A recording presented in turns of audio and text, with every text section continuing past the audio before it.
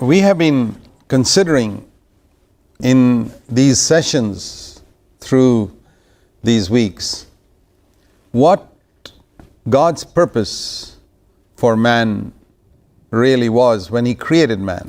हम इन पिछले हफ्तों के जो हमारे सत्र रहे हैं उनमें इस बात पर अध्ययन कर रहे हैं, मनन कर रहे हैं कि परमेश्वर का मनुष्य के लिए वाकई में क्या उद्देश्य था जब उसने मनुष्य को बनाया। And progressively we've been looking at God's purpose, God's provision. और हम उन्नति करते हुए, आगे बढ़ते हुए हमने परमेश्वर के उद्देश्य को देखा, परमेश्वर के प्रावधानों को देखा। And now that man has fallen, how God made a way for man to be restored to that original purpose. और अब जबकि मनुष्य का पतन हो चुका है, वो गिर चुका है, कैसे परमेश्वर ने एक मार्ग बनाया मनुष्य के लिए कि वो उस पहले के प्रभु के मूलभूत उद्देश्य के लिए वो पुनः स्थापित फिर एक बार उसे उस स्थान पर ले जाया जाए। By sending Christ, giving us the Holy Spirit to dwell within. और परमेश्वर ने ये मसीह को भेजने के द्वारा और हमें पवित्र आत्मा हमारे अंदर रहने को देने के द्वारा किया है। And I have repeatedly stressed how a lot of people are missing out on God's provision. और मैंने बार बार इस बात पर जोर दिया है कि कैसे कई लोग हैं जो जो परमेश्वर ने किया हुआ प्रावधान है उससे चूक रहे हैं, उसे खो रहे हैं। Jesus said, "You will know the truth, and the truth will set you free." यीशु ने कहा कि तुम सत्य को जानोगे और सत्य तुम्हें स्वतंत्र करेगा। If we don't know the truth, we will remain in bondage. अगर हम सत्य को नहीं जानते तो फिर हम बंधन में ही बने रहेंगे। And that is the condition of many Christians. और ये कई मसीहों की अवस्था है। Because they are ignorant, they are bound. क्योंकि वे अनजान होते हैं, क्योंकि वे जानते नहीं, इसलिए वे बंधन में जकड़े हुए होते हैं। The opposite of what Jesus said, I could say, Jesus क्योंकि यीशु ने जो कहा उसका मैं कह सकता हूँ कि ये बिल्कुल उसके विपरीत है। is implying if you remain ignorant of the truth, you will remain in slavery and bound.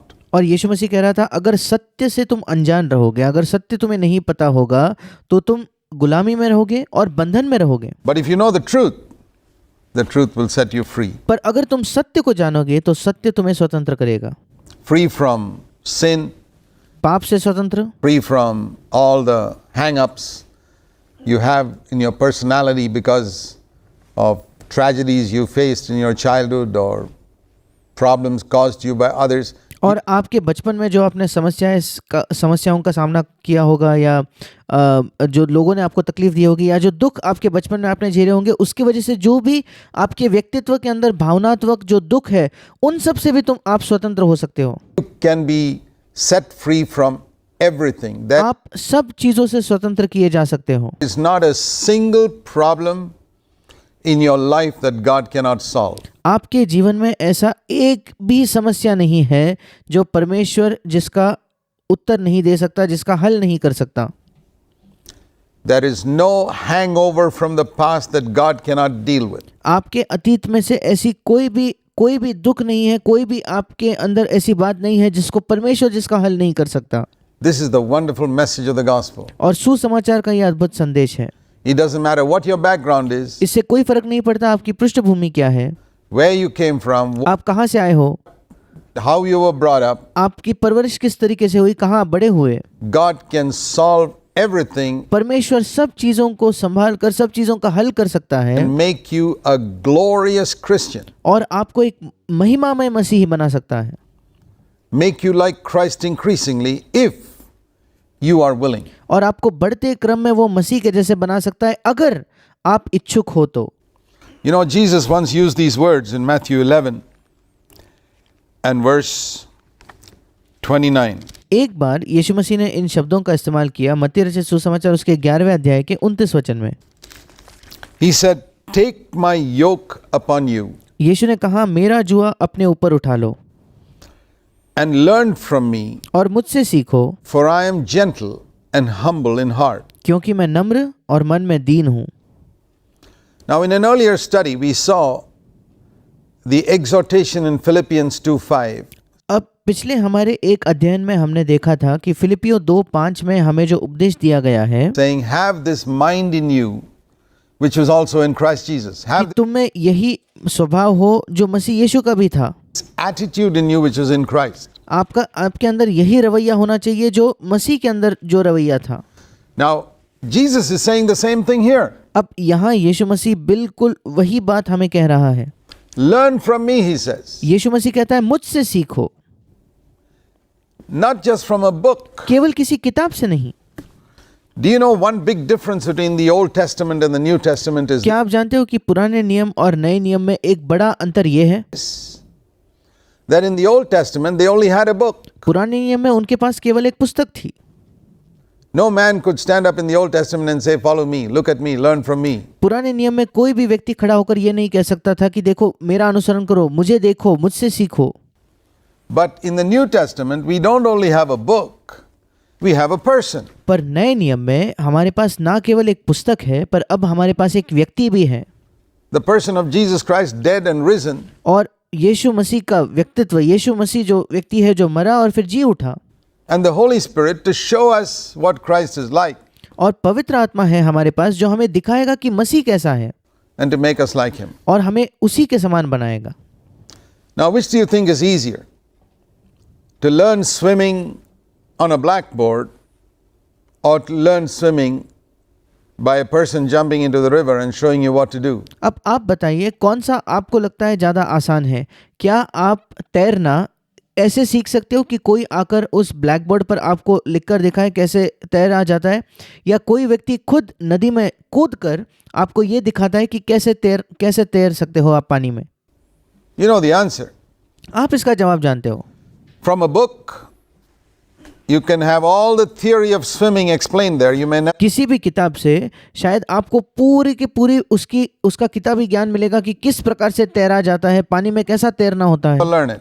पर आप कभी उसे नहीं You सीखोगे, still go and jump in the river, you drown. क्योंकि आप अगर वो पढ़कर नदी में जाकर कूदोगे तो आप डूब जाओगे।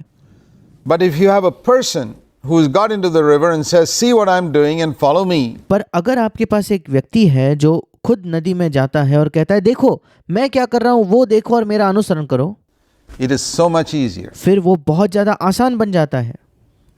That is one of the big differences between the old covenant and the new covenant. और पुरानी वाचा और नई वाचा का ये एक बड़ा अंतर है। In the old covenant they had a book.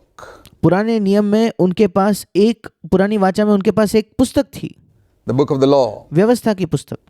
In the new covenant we have the word नई वाचा में हमारे पास वचन है, not written down, but the word made flesh. वचन लिखा हुआ नहीं केवल, बल्कि वचन जो देहधारी हुआ। And so when we look at the written word, our purpose is through the written word of Scripture to see the living word, Jesus Christ himself. और इसलिए जब हम लिखे हुए वचन को या बाइबल को देखते हैं, हमारा उद्देश्य ये है कि उस लिखे हुए वचन के द्वारा, बाइबल के लिखे हुए वचन के द्वारा हम जीवित वचन अर्थात यीशु मसीह, खुद यीशु मसीह को हम देखें। And so he says, take my yoke upon you and learn of me. How can और यीशु मसीह कहता है कि मेरा जुआ अपने ऊपर लो और मुझसे सीखो। I learn from Christ? मैं मसीह से किस प्रकार से सीख सकता हूँ? It's not like you study chemistry or physics, sitting in a classroom and listening to a lecture. ये कोई भौतिक शास्त्र या रसायन शास्त्र पढ़ने के जैसे नहीं है कि आप किसी कक्षा में बैठकर, किसी क्लासरूम में बैठकर कोई लेक्चर सुने। And you can learn chemistry, mathematics, physics, every subject in the world you can learn by sitting in a classroom. आप चाहे रसायन शास्त्र सीखो या गणित सीखो या भौतिक शास्त्र, हर एक प्रकार का जो विषय है इस संसार का, आप किसी क्लासरूम के अंदर बैठकर सीख सकते हो। But you can't learn swimming sitting in a classroom. पर आप पानी में तैरना किसी क्लासरूम में बैठकर नहीं सीख सकते। You can't learn horse riding sitting in a classroom. You घुड़सवारी आप किसी क्लासरूम में बैठकर नहीं सीख सकते। can't learn to drive a car or a plane sitting in a classroom. एक गाड़ी चलाना या प्लेन चलाना, ये आप किसी क्लासरूम में बैठकर नहीं सीख सकते। That needs hands-on experience. इसे बड़ा व्यवहारिक आपको अनुभव होना चाहिए इन चीजों का। And to become like Christ, to learn from Christ, you need experience in daily life. और इसलिए मसीह जैसे बनने के लिए और मसीह से सीखने के लिए आपको प्रतिदिन के जीवन में अनुभव होना चाहिए। For that he says, take my yoke upon you. और इसी के लिए वो आपसे कहता है कि मेरा जुआ अपने ऊपर लो। Now, we know in our villages, everybody knows what a yoke is. अब हम अपने गांवों में जानते हैं कि हर कोई जानता है कि एक जुआ क्या होता है। The fields are plowed with 2 oxen. plowing together with a yoke upon their necks, and और खेतों की जुताई की जाती है जब दो बैल एक जुआ अपने गर्दन पर लिए हुए चलते हैं pull the plow together, and that's how the field is plowed. और दोनों मिलकर उस जो उनके ऊपर जो जुआ है उसे खींचते हैं और उसी से उस खेत की जुताई होती है. And when, say, one of those bullocks dies, and they get a new little bullock who doesn't know head or tail about plowing and doesn't know how to plow a straight furrow, और सोच कर देखिए इन दोनों में से अगर एक बैल की मृत्यु हो जाए और फिर वो किसी नए बैल को लाते हैं जिसको कुछ भी नहीं पता कि खेत को कैसे जुतना है, वो सीधे तरीके से उस खेत में जुताई भी नहीं कर सकता. they yoke that new junior bullock with an experienced senior bullock. और वो जो कनिष्ठ एक बैल होता है उसको वो एक जुए में एक वरिष्ठ बैल के साथ वहां जुए में जोतते हैं.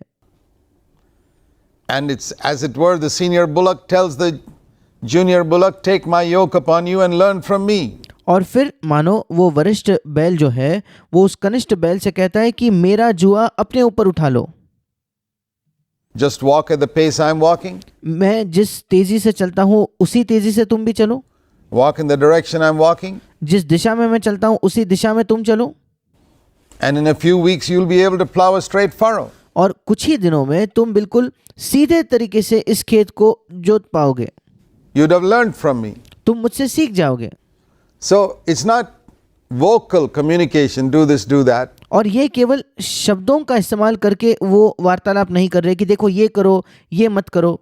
It's hands-on experience. पर ये व्यावहारिक तौर पर एक अनुभव उसे मिल रहा है. And so when Jesus says, take my yoke upon you, he's saying, come into a partnership with me. और इसलिए जब यीशु मसीह कहता है मेरा जुआ अपने ऊपर ले लो या अपने ऊपर उठा लो, वो कहता है मेरे साथ एक साझेदारी करो, मेरे साथ एक सहभागिता करो, Into a fellowship with me. एक सहभागिता में मेरे साथ आ जाओ. And let me teach you. Let me teach you something. और Learn मैं तुम्हें कुछ चीजें सिखाना चाहता हूँ. from me, from मुझसे सीखो, my life, from the मेरे जीवन से सीखो, way I live. Look मैं कैसे जीता हूँ उससे सीखो, at my earthly life. मेरे पृथ्वी के जीवन को तुम देखो. How do I take this yoke? First of all, submit to the authority of Christ completely. In the Old अब मैं इस जुए को कैसे उठा सकता हूँ? सबसे पहले तो मुझे मसीह के अधिकार के प्रति संपूर्ण तौर पर समर्पित होना होगा. Testament, to be under the yoke meant to be under someone's authority. पुराने नियम में किसी के जुए के अधीन होने का मतलब यही था कि किसी के अधिकार के अधीन हो जाए. We read in the Old Testament of the yoke of the king of Babylon. पुराने नियम में हम पढ़ते हैं कि बेबीलोन के राजा का जुआ, The Israelites came under that yoke. और इस्राएली लोग उस जुए के अधीन आ गए, उस जुए के नीचे आ गए. Now Jesus invites us to a very pleasant yoke. अब यीशु मसीह हमें बहुत ही सुखद एक जुए के अधीन होने के लिए, नीचे आने के लिए कहता है. Because he says later on Matthew 11, he says, my yoke is easy. और क्योंकि यीशु मसीह आगे मत्ती 11 में कहता है कि मेरा जो जुआ है वो सहज है.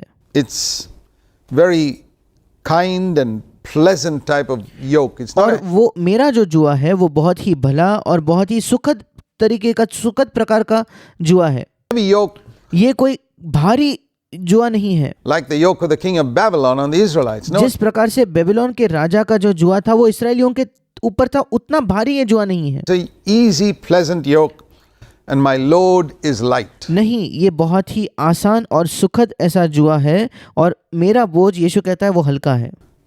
The Lord does not force us to do something. प्रभु हमें कुछ करने के लिए जोर जबरदस्ती नहीं करता. Anything forced, if you do it, even if it's a good thing, it becomes a dead work. कोई भी चीज जिसको जोर जबरदस्ती से किया जाए, चाहे वो अच्छी चीज क्यों ना हो, वो एक मरा हुआ काम होता है. Do you know in the Old Testament they only had good works and evil works? क्या आप जानते हो पुराने नियम में उनके पास केवल अच्छे काम और बुरे काम थे. In the New Testament you read about good works, evil works, and in Hebrews 6:1 and Hebrews 9:14 you read about dead works. पर नए नियम में आप पढ़ते हो अच्छे काम, बुरे काम, और इसी के साथ साथ इब्रानियों 6:1 में और इब्रानियों 9:4 में 9:14 में आप मरे हुए कामों के विषय में भी पढ़ते हो. And it says we got to repent of dead works. और ऐसा लिखा है कि हमें मरे हुए कामों से मन फिराने की आवश्यकता है. We must have our dead works cleansed in the blood of Christ. ऐसा लिखा है कि हमें अपने मरे हुए कामों को मसीह के लहू के द्वारा शुद्ध करने हैं, उन मरे हुए काम शुद्ध किए जाने चाहिए। What are dead works? अब मरे हुए काम क्या है? In a very simple way, बड़े आसान शब्दों में कहे तो dead works are good works done with the wrong motive. मरे हुए काम मतलब अच्छे काम पर जो गलत मंशा से, गलत उद्देश्य या मकसद से किए गए हैं। I could preach, is that a good work? Sure. मैं प्रचार कर सकता हूँ, क्या ये एक अच्छा काम है क्या? But if I निश्चित तौर preach for पर, money, it's a dead work. निश्चित तौर पर ये एक अच्छा काम है, पर अगर मैं पैसे के लिए प्रचार करता हूँ तो ये एक मरा हुआ काम है। I can sing a song in a church, good work, but if it is sung in order to get some honor for myself, it's a dead work. मैं किसी कलीसिया में गीत गा सकता हूँ, पर अगर मैं वो गीत इसलिए गा रहा हूँ ताकि मैं अपने आप के लिए कुछ आदर प्राप्त करूँ, फिर वो एक मरा हुआ काम है। I can give money for God's work, मैं परमेश्वर के काम के लिए पैसा दे सकता हूँ, that's a good thing. ये एक अच्छी चीज़ है। But if I give that money because I want to get some honor for myself or I want my name to be published somewhere, it's a dead work. पर अगर मैं पैसा इसलिए देता हूँ कि मैं चाहता हूँ अपने आप के लिए कुछ आदर प्राप्त करना, या मैं चाहता हूँ मेरा नाम कहीं लिखा जाए, छपा जाए, तो फिर ये एक मरा हुआ काम है तुरंत। Good works become dead works. अच्छे काम मरे हुए काम हो जाते हैं। Sinful works are already dead. पाप भरे जो काम है वो तो पहले ही मरे हुए काम है। But the great tragedy is where good works become dead works. पर बड़े दुख की बात वो है जब अच्छे काम भी मरे हुए काम बन जाते हैं। And you read about that even in the Old Testament, और आप इसके विषय में पुराने नियम में भी पढ़ते हो, where in the book of Exodus, where the Lord spoke to Moses concerning the dress of Aaron. और कैसे निर्गमन की पुस्तक में प्रभु ने मूसा से बात की हारून के वस्त्रों के विषय में, उसके कपड़ों के विषय में, जब ये कहा प्रभु ने, One of the things he said was that Aaron has got to have a plate on his forehead saying holy to the Lord, and the purpose of that, Exodus 28. और ऐसा लिखा था कि हारून के माथे पर एक पगड़ी जैसा एक चीज़ होना चाहिए, और निर्गमन 28 उसके 38 वचन में ये लिखा है। And verse 38 was to take away the sin there is in the holy things that Israel consecrates. और ये इसलिए था कि जितनी पवित्र वस्तुएं भेंट में चढ़ाते हैं, इस्राएल चढ़ाता था, उन पवित्र वस्तुओं का दोष वो दोष उसमें निकाला जाए। There is sin in the holy things. माफ कीजिएगा, उन पवित्र चीजों में दोष था, और पवित्र चीजों में भी दोष होता है, And that is dead works. और ये मरे हुए काम है। So Jesus says, don't just mechanically do something written in scripture, it will be a dead work. और यीशु मसीह कह रहा है, केवल एक मशीन की तरह उन कामों को मत करो जो बाइबल में लिखे हैं, क्योंकि अगर आप उस मंशा से करते हो तो ये एक मरे हुए काम हो जाएंगे। You can take a verse of scripture, mechanically obey it, और संभव है कि आप बाइबल के किसी वचन को लेते हो और बस मानने के लिए उसे मानते हो, and force other people to obey it mechanically according to the letter of the law. और आप दूसरों पर भी जोर जबरदस्ती करते हो कि व्यवस्था के अक्षर के अनुसार वे भी उस वचन को माने। 2 Corinthians 3, I think it's verse 6, says, the letter kills. You can, और दूसरा कुरिन्थ उसका 3 अध्याय 6 वचन कहता है कि जो शब्द है या जो अक्षर है वो मारता है, वो शब्द मारता है। follow the letter of scripture and it will kill. और संभव है कि आप बाइबल के शब्द का पालन करते हो और वो मारेगा, वो मृत्यु लाएगा। And you can take that letter of scripture and preach it to other people in your church, it will kill them. और आप बाइबल के उस शब्द को लेकर प्रचार करो कलीसिया में दूसरे लोगों से, वो उनको मारेगा। That's not the way to learn. और सीखने का ये तरीका नहीं है। No. नहीं। The way to learn is to take the yoke of Jesus upon us and to learn from him. और सीखने का जरिया ये है, तरीका ये है कि हम प्रभु यीशु का जुआ अपने ऊपर उठा ले और उससे सीखें, At his example. कि हम उसके उदाहरण को देखकर सीखें। So in 2 Corinthians 3, after it says that the letter will kill. और जब दूसरे कुरिन्थ 3 अध्याय 6 वचन में लिखा है कि जबकि शब्द मारता है, Go to the written letter of the law. अगर आप व्यवस्था के लिखे हुए उस शब्द के लिए जाओगे तो 2 Corinthians 3:6, it will kill. दूसरा कुरिन्थ 3:6 कहता है कि शब्द मारता है। He says, in contrast, the Holy Spirit gives life. और वही वचन कहता है इसके विपरीत पवित्र आत्मा जीवन देता है। So how does the Holy Spirit give life? अब पवित्र आत्मा किस प्रकार से जीवन देता है?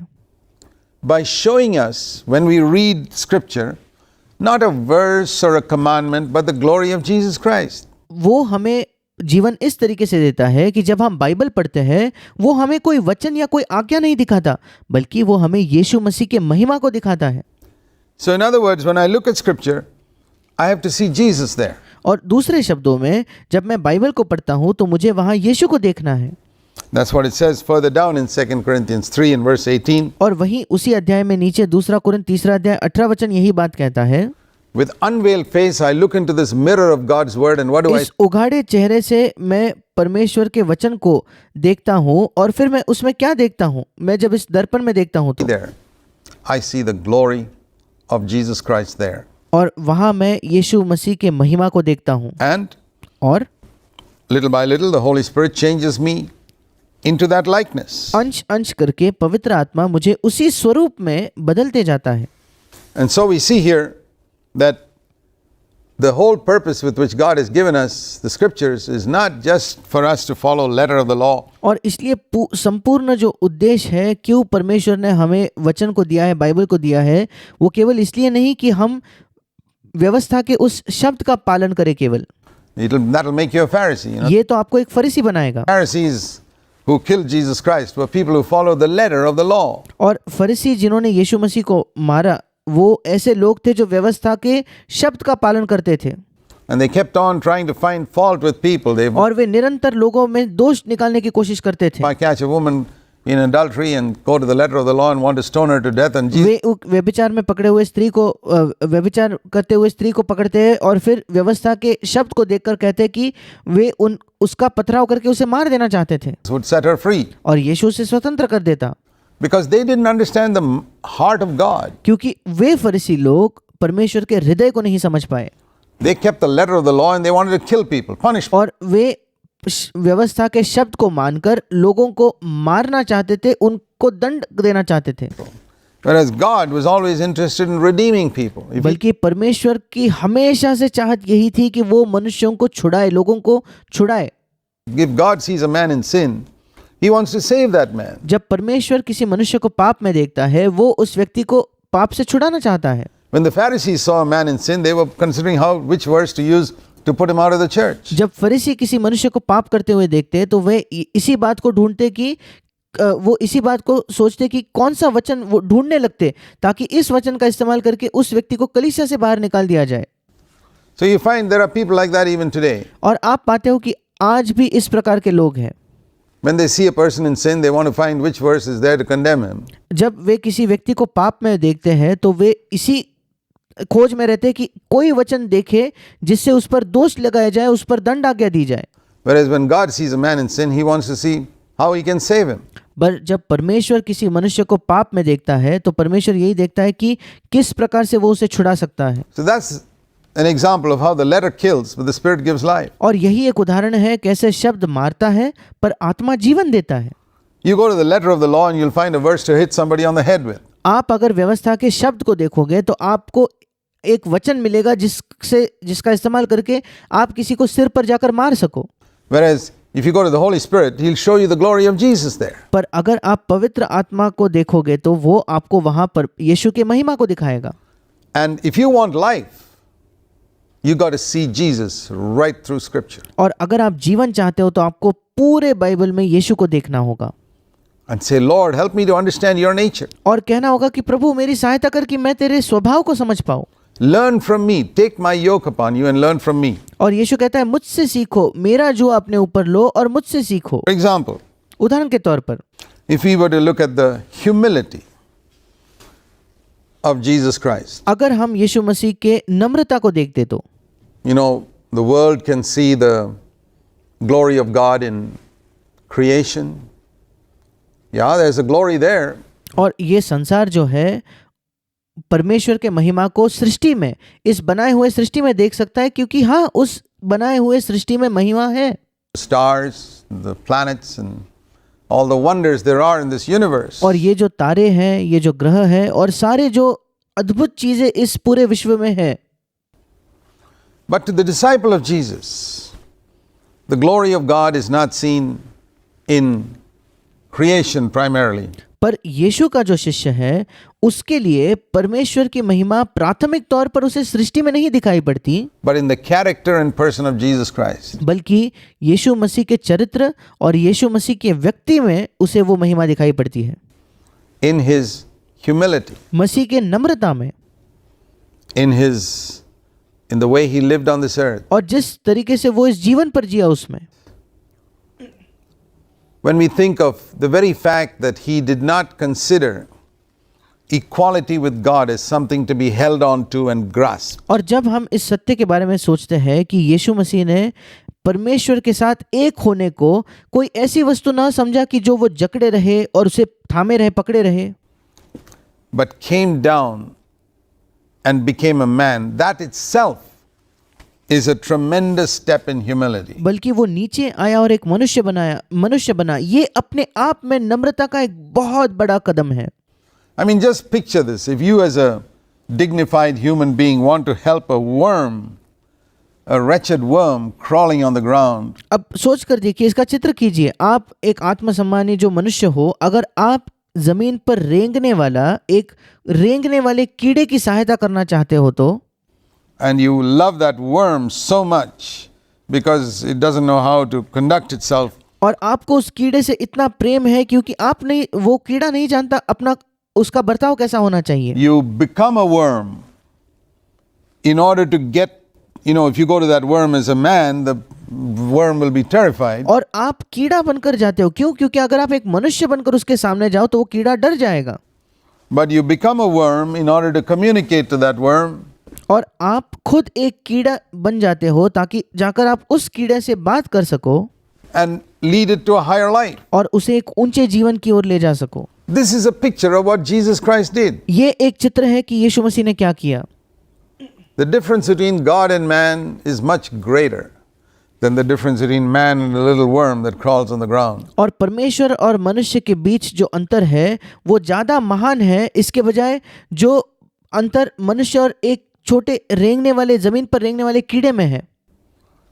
And for me to become a worm would be a tremendous step in humility if I wanted to help that worm. अगर मैं उस कीड़े की सहायता करना चाहता और अगर मैं खुद एक कीड़ा बन जाता तो ये एक नम्रता का बहुत बड़ा कदम होता।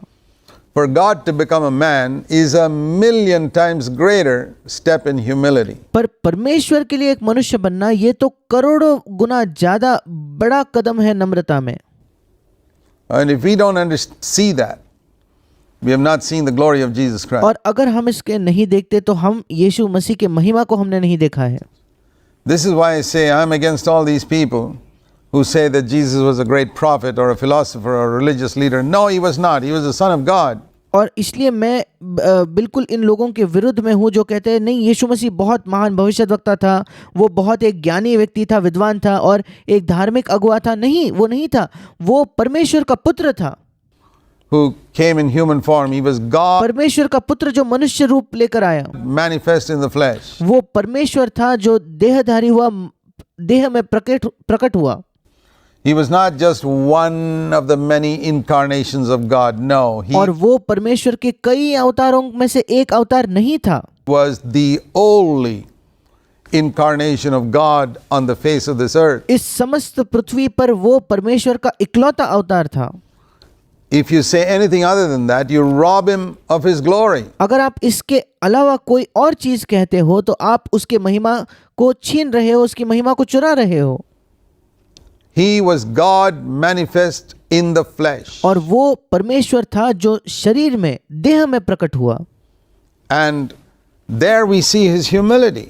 और वहां हम उसकी नम्रता को देखते हैं। Just the very fact that he became a man. केवल ये सत्य कि वो एक मनुष्य बना। Even if he came to earth as an emperor to rule this earth, that would have been humility. अगर वो इस पृथ्वी पर एक राजा के समान आता, एक सम्राट के समान आता जो इस पूरे पृथ्वी पर राज करने के लिए, वो भी अपने आप में नम्रता होती। For God Almighty to come to this earth as an emperor would have been a fantastic step down. सर्वशक्तिमान परमेश्वर के लिए इस पृथ्वी पर आकर एक सम्राट, एक राजा बनना, ये भी एक नम्रता की बहुत बड़ी नीचे जाने वाला नम्रता का एक कदम होता।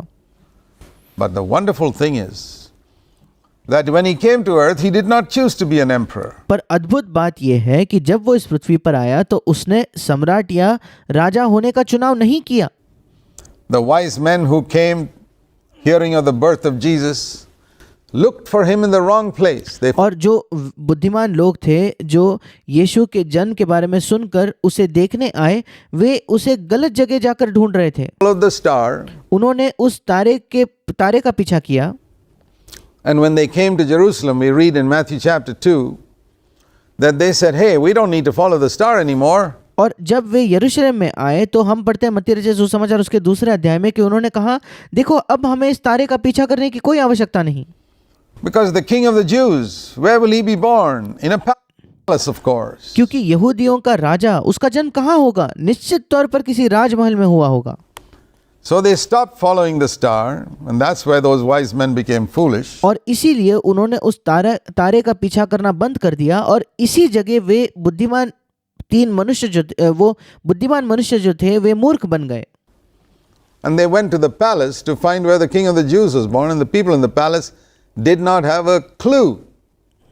और वे उस राजमहल में जाकर देखने लगे कि वो यहूदियों का राजा कहाँ जन्मा है, और राजमहल के लोगों को कुछ भनक भी नहीं थी, पता भी नहीं था कि वो कहाँ है। That the king of the Jews was even born. These people from way down in the east came looking for him. And और राजमहल के लोगों को तो ये तक नहीं पता था कि ये यहूदियों के राजा का जन्म भी हुआ है या नहीं। ये लोग जो बिल्कुल पूर्व से थे वो उसे ढूंढते हुए आए थे। people who had the Bible, they didn't even know the son king of the Jews was born. And और पर जिन लोगों के पास बाइबल था वे नहीं जानते थे कि यहूदियों के राजा का जन्म भी हुआ है या नहीं। King Herod goes to the chief priests and scribes, and they say, yeah, it says in the book of Micah he's going to be born in Bethlehem. और फिर हेरोद राजा उन महायाजकों के पास जाता है, शास्त्रियों के पास जाता है पूछताछ करने के लिए कि ये जो मसीहा है उसका जन्म कहाँ होने वाला है, और वो कहता है कि हाँ मीका भविष्यद्वक्ता ने नबूवत की थी कि वो बेथलेहम में उसका जन्म होगा। But they couldn't care less about going to Bethlehem. पर उन्हें कोई ज़्यादा ये मतलब नहीं था, इसलिए वे बेथलेहम नहीं जाना चाहते थे। So the wise men come out. और इसलिए बुद्धिमान पुरुष जो थे वो उस राजमहल से बाहर आते हैं। What do they do? वे क्या करते हैं? They became wise again. वे फिर एक बार बुद्धिमान बन गए। Followed the star. वे तारे का अनुसरण करने लगे।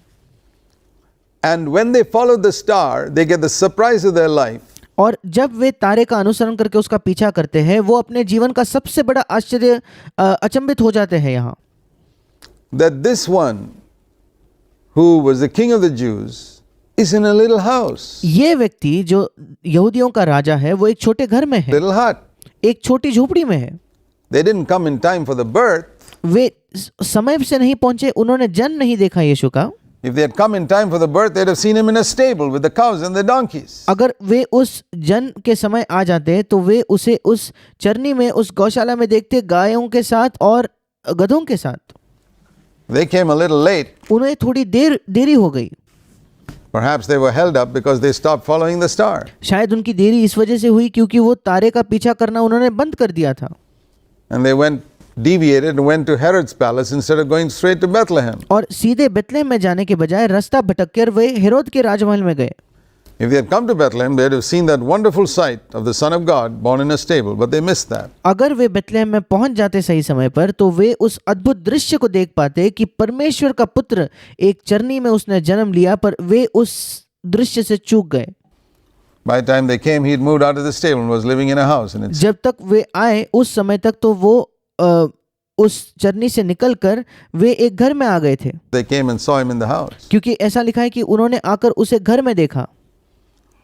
But what I want to say is that even when he came to earth, he further humbled himself. How much did he humble himself there? पर मैं ये कहना चाहता हूँ कि जब वो पृथ्वी पर भी आया उसने आगे जाकर पृथ्वी पर भी अपने आप को नम्र किया।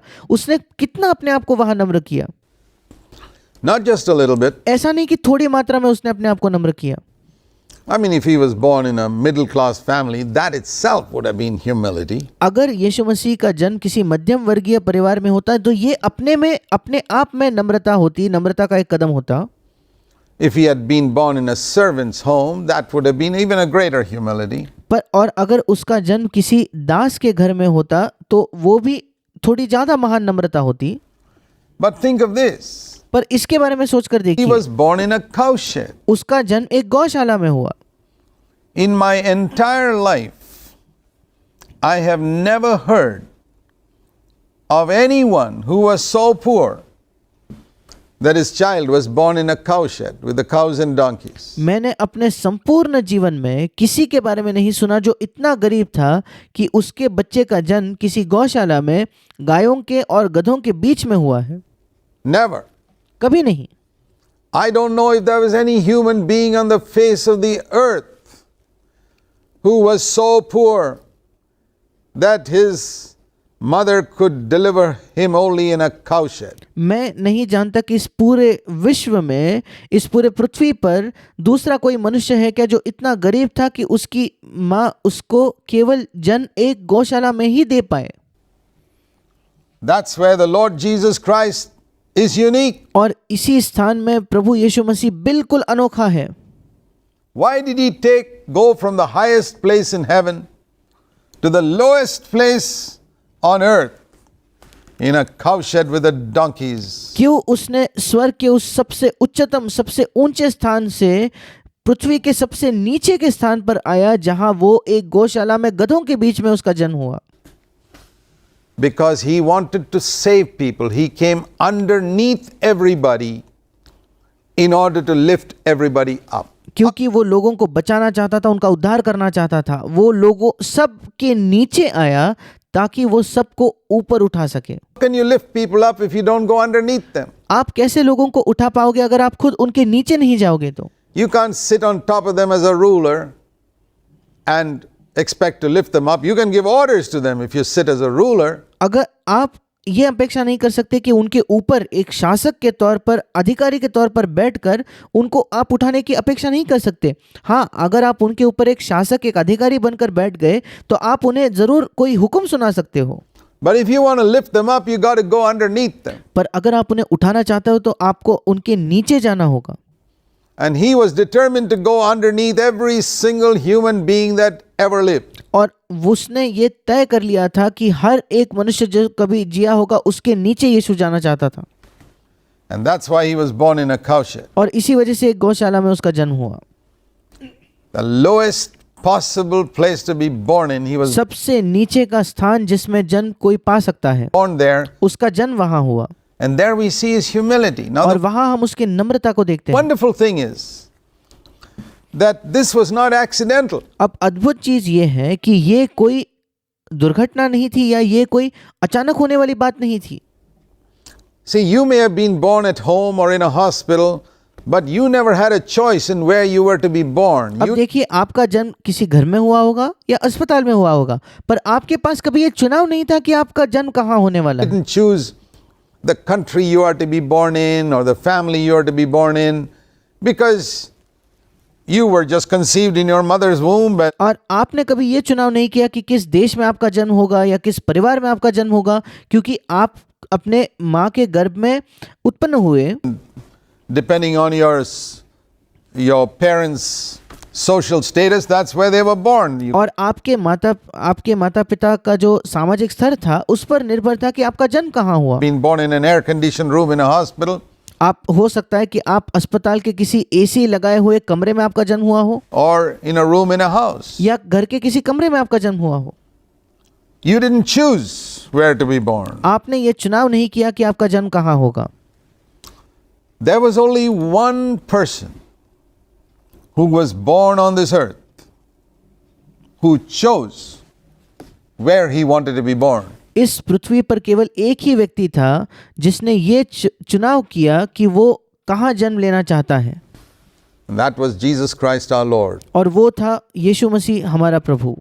Because he planned his birth from heaven. क्योंकि उसने अपने जन्म की योजना स्वर्ग से की।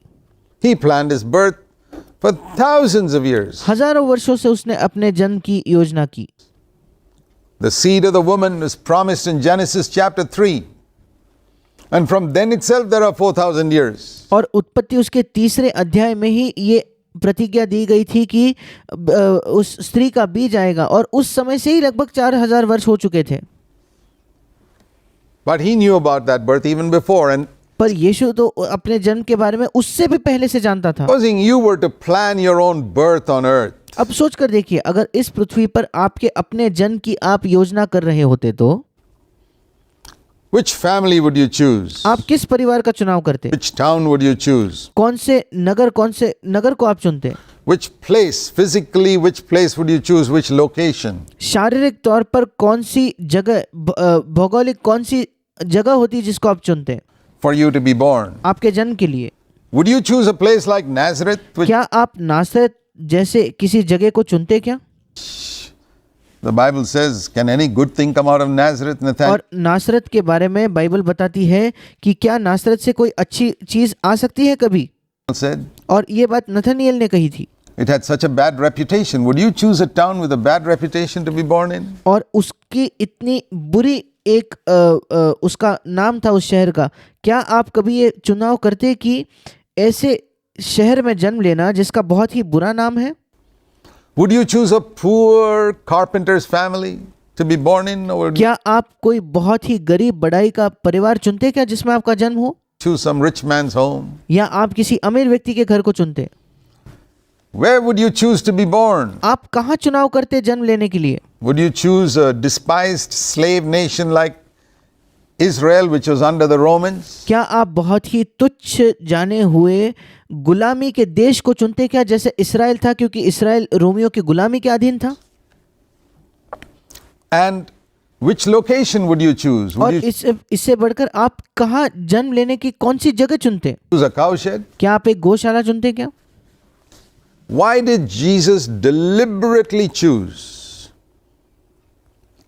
all these places? क्यों यीशु मसीह ने जानबूझकर इन सारी जगहों को चुना?